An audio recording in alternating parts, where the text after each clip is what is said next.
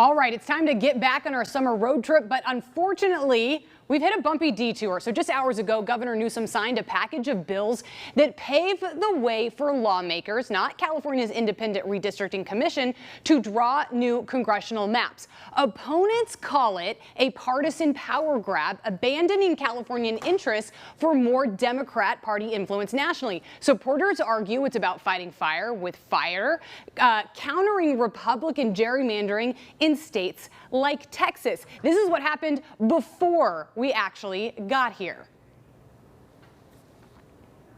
On behalf of Planned Parenthood affiliates of California in support.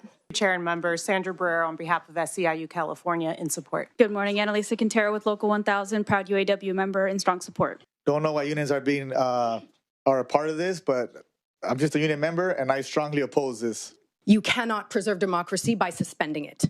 I oppose. You call it democratic and transparent. Give me a break. California's collapsing under Newsom and his cronies. Most of you are here. And so that's a big sticking point. Transparency. Lawmakers have been vague about who exactly was at the table when they drew the maps. For critics, the lack of transparency undermines trust. For supporters, this needs to be done with speed.